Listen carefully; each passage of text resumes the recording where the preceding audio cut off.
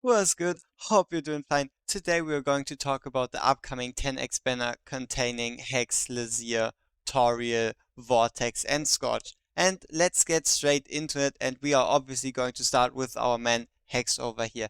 Hex is from the Inferno and Piercer faction, being a single target magic damage dealing marksman, putting him in the same category as Lunaria. If you wanna simplify Hex, he is basically an upgraded Nocturne. So, Hex's main usages are going to be Guild Boss, Campaign, Void Rift, and pretty much any content where you can make use of high single target burst damage.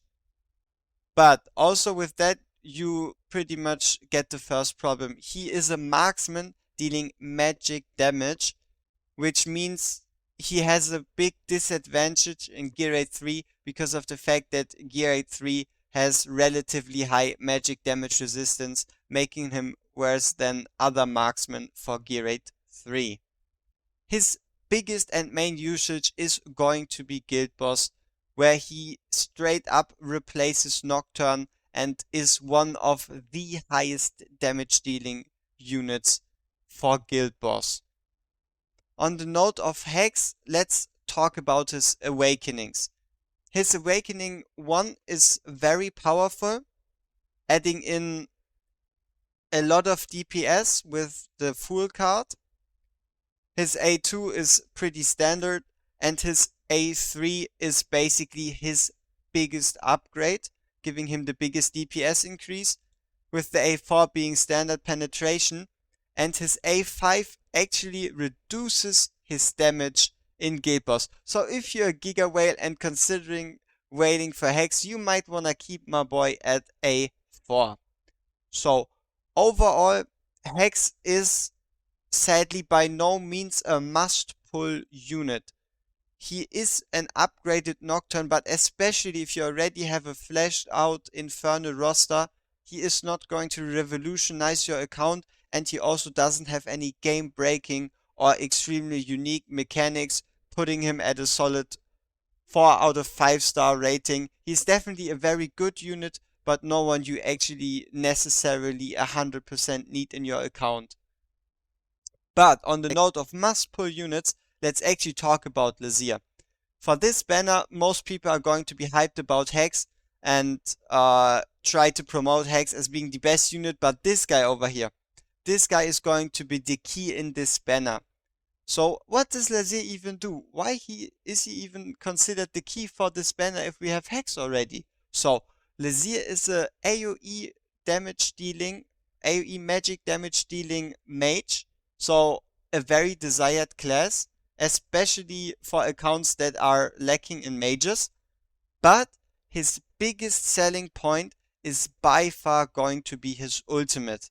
So what does his ultimate even do? It deals 600% AoE damage to enemies in range and inflicts anti-healing. And now for everyone that has already tried Gear Rate 119, you're obviously already going to know what I'm leading up to.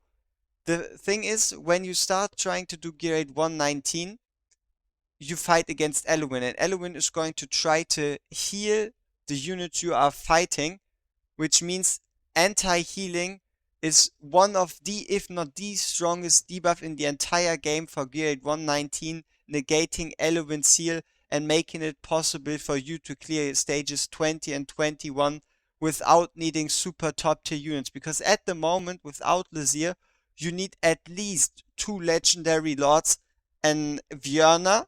So 2 legendary lords and at least a Vjörna, and then either Karmit or Ajax, and probably an Eluin or Leia if you want to have a realistic chance at clearing Gear at 120 or 21, which is an absolutely ridiculous requirement.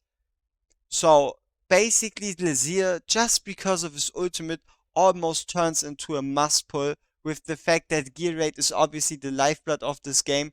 So if you can, you obviously want to clear the highest gear rates possible for the highest drop chance and the best chance at nice gear.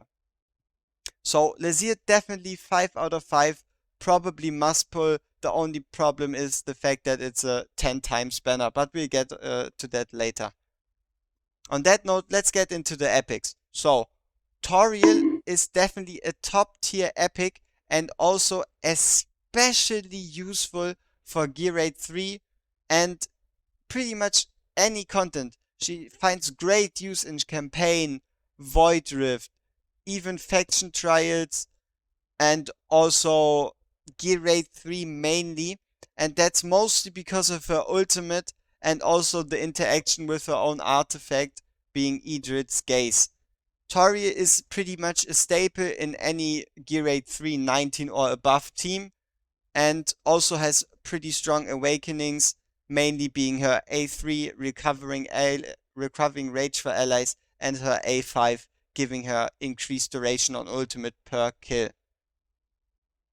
So Taria is definitely in the epic category a 5 out of 5, and this guy, Vortex over here, is also a 5 out of 5. He is pretty much the strongest single target healer in this entire game, while also being an epic unit.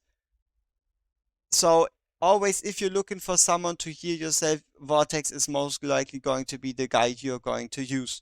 Furthermore, Vortex is also required in the fusion of Abomination, so Vortex also a 5 out of 5 and definitely a top tier epic. And after talking about all those top tier units, we get to the consolation prize of this banner, Scorch. Scorch is basically a ranged fighter, but with mediocre damage potential, and in most cases going to be a waste of resource to even invest into. So, conclusion. This banner definitely contains a lot of quality, mainly Lazier, Toriel, and Vortex in the almost must-pull category, and Hex being a very strong legendary himself. But the thing with this banner again is it's a 10x. And so what 10x means is that you only have a 10 times increased chance to pull Hex or Lazier if you actually manage to get a legendary, but legendaries are going to be at 0.5% chance. So, as always, if you are a spender or if you really are going to take money into your hand and are going to go to pity, it's definitely a very, very good banner to pull on. But if you are free to play and far from pity, it's not going to be the most optimal banner, especially in that case if you already have a Tori and Vortex. The only real ways where you could consider pulling on this banner as a free-to-play player is number one, you are actually very close to pity and saved your pity, then you should definitely use your pity on this banner. And number two, you are missing Tori and Vortex, or even just a Vortex copy to fuse Abomination, which would make it worthwhile trying your best and seeing if you can pull a Toriel or a Vortex. So on that note, if anyone tells you you should 100% pull on this banner, never forget you aren't guaranteed a legendary unless you go to pity.